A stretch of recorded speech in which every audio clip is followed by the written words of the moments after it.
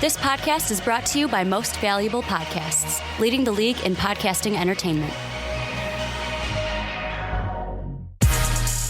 What's up, real MVPs? Ricky Widmer here, along with Dave Oster. Wow, you sound like disappointed. No, I'm not disappointed. I'm excited, Bring the Dave. hype. I'm excited because guess what? Yeah. We're live. We'll do it live. Fuck it, we'll do it live. And we are doing Bill. the Fast Break live today. Sean, you might be asking yourself, wait, why do I hear Ricky's voice? Why do I see Ricky on the left side of the table? Shouldn't Sean be here?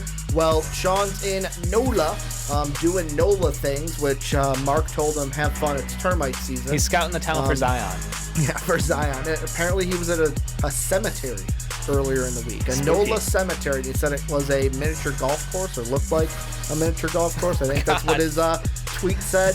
But Dave and I are here to continue the Fast Break this week. Got a jam-packed draft podcast show for you guys. Going to be talking about some rumors about trades going on. Yeah. We did talk about the Nets-Hawks trade. That's already on our YouTube channel, but we're going to be looking at the Knicks. Could they trade the third overall pick?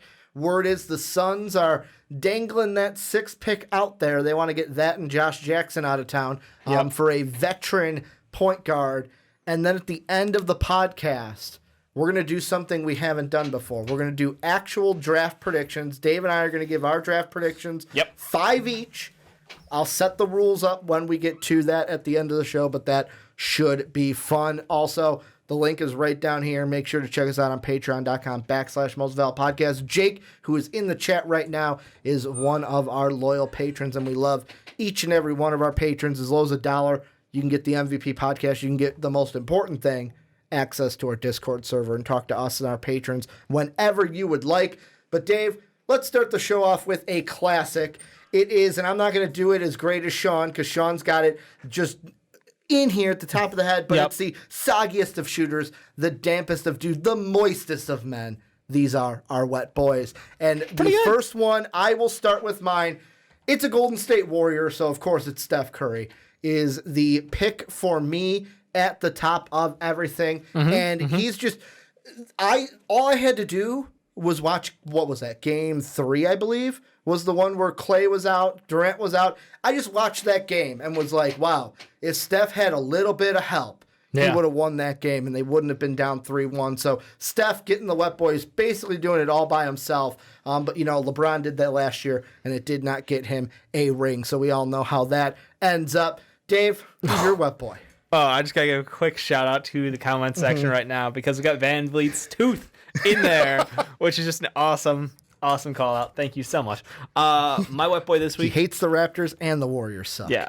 I mean, I'm sorry. I want to give it to Fred. Like, he's had an amazing week, or 2 weeks at this point almost. And, that's great. But really, let's be honest. The guy who's carrying this team, it's the Raptors boy. It's Kawhi Leonard. Like, this has been the, monumental, I'm at that point where I'm like, man, Kawhi could probably just pick a team and win a championship. Basically. Like, he is that good. It's disgusting. That's being a little discrediting to the rest of this Raptors team, because they play incredible defense. They're a great team overall. But Kawhi Leonard is so incredibly clutch. He comes up big to the biggest moments in the game. I love everything he brings to the game. Defense, intensity, and the fact that, I think I was watching ESPN and they were joking around about, the lack of shit talking that he does. It's like, dude, guys can't get up against him because he doesn't even say anything. Nothing. He gives you nothing to work with. That's even I saw I tried to pull up a tweet that I saw earlier that I'm still going to reference, but one of my friends posted a tweet before game 4, and it was basically him before everything, and I think it was Kyle Lowry or something, or Danny Green went to give him a fist bump. Yeah. And Kawhi just looked at him and went, come on, let's go. Didn't even give him a fist bump. No emotion. Just and they're like, this is why I like him. He's the mercenary. But the thing that I looked at is someone said, if you looked at the Raptors story of get swept by LeBron for years. Yep. Fire their coach of the year candidate after their best season. Yeah. Trade their beloved hometown, well, not hometown, but their beloved franchise player. He adopted the city. He was an adopted son of Toronto. Yeah. They trade him for the mercenary and Kawhi Leonard. Yeah. Win a title. Kawhi leaves, goes to LA, and they don't get Kawhi long term. And the tweet was it worth it? And every single post was the first one, yes, 100 times yes. It just reminds me of the Cubs. Oh, was trading for Aroldis Chapman worth it? Did it end the curse? Did it win me a World Series? Did it win the Cubs a World Series? Yeah. So as long as Toronto wins, even if Kawhi leaves, like, it's worth it for the Raptors. 1,000,000,000%. Yeah, absolutely. I mean, it's an awesome story too. If they can wrap this one up. And So. what kind of an FU is it to the Spurs? Oh my God. Of basically It's like, incredible. wow, if you just would have kept him, maybe you would be defeating the Warriors Well- and then playing the Bucks because the Raptors wouldn't be in the finals. Now, remember, without it's not Kawhi. if they kept him. It's if they had treated him the way he wanted to be treated. Well, that's basically them keeping them. No.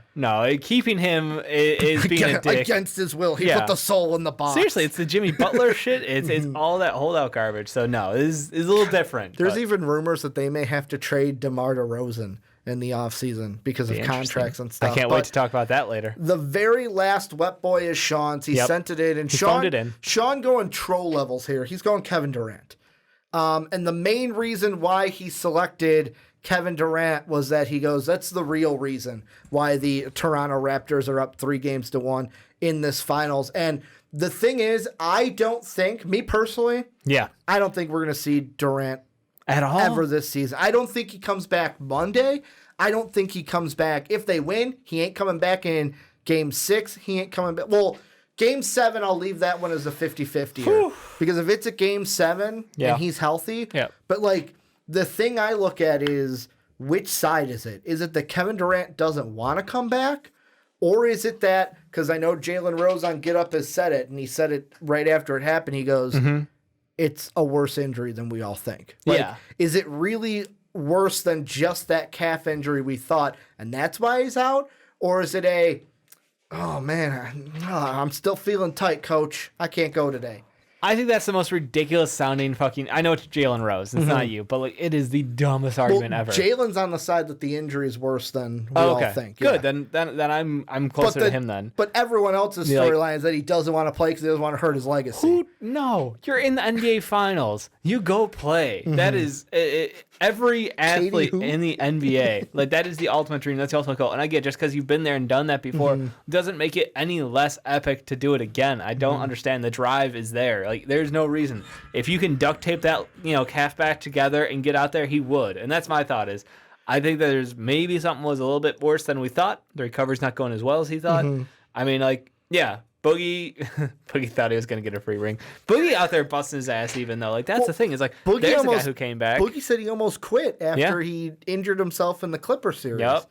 I mean, that's incredible. I mean, that man has the drive for the game. He's got the passion. And I think KD has it too. I think it's ridiculous to question someo's passion for the game. Well, but Dave, he's a snake. Oh, my God. He's a snake.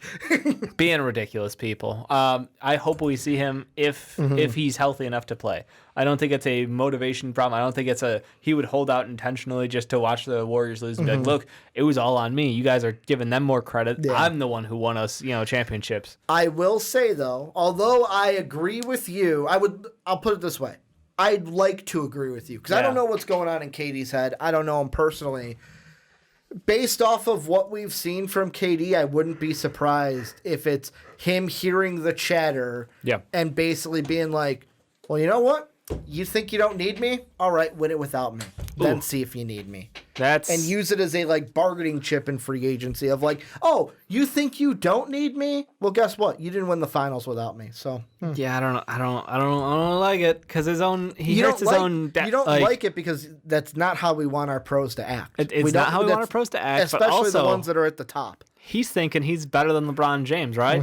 How's another loss in the finals look on your fucking record? Not good. Not as good. Like in this not one, as good as a win. The first one, it's like, oh, well, I lost to LeBron. Well, this one, you lost to Kawhi Leonard. Yeah. Which basically, that's why... Who can get it done without those cats? Yeah. That's why, personally, I believe he ain't coming back. Because, number one, he don't want that... Like, yes, if Kevin Durant came back Monday and led them to the ship over the Raptors... it would be a great story.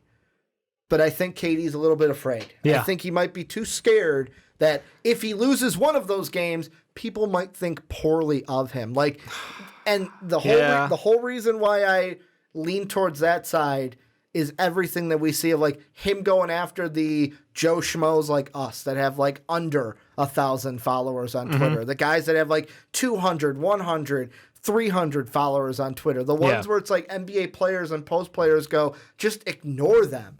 Like they mean nothing to you, which I mean, normal people like us would be like, wow, thanks for the disrespect. But yeah, no, like I can tweet at Kevin Durant and my words mean nothing to him. It's true. Because I am a like insignificant piece of anything when it comes to like voicing my opinion. Maybe a little too Durant. lowly, but Well, it's that kind of famous person, non-famous person. So there's all that. Any final thoughts on the finals? I'll ask you. Monday is game 5. Yep. Does it end in Toronto or do the Warriors advance it? And if so, does it end in 6 or go to 7?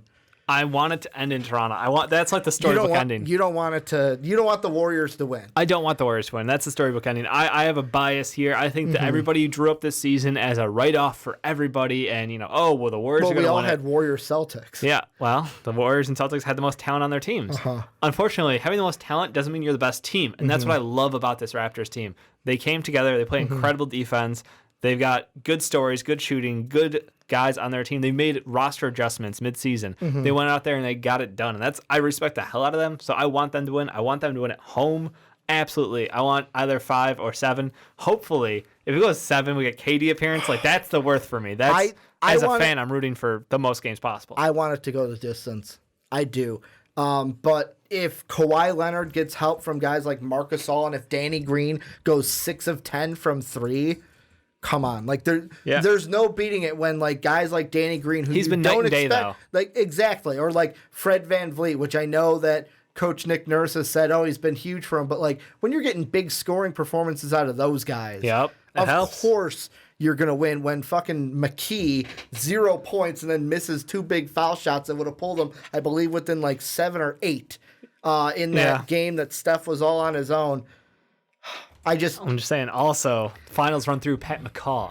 Yeah, Pat McCaw, the former Warrior, going to get a ring with the. You know who else gets a ring if the Raptors win? Jeremy Lin. Linsanity, baby. Linsanity gets a ring. That's awesome. Before anyone. He's not had a great season, but it's awesome that he would get a ring. Yeah, he gets a ring before anyone that was on that New York Carmelo. team. Sorry, Mello. But let us know your guys' Wet Boys down below, especially if you're on YouTube watching this after the fact.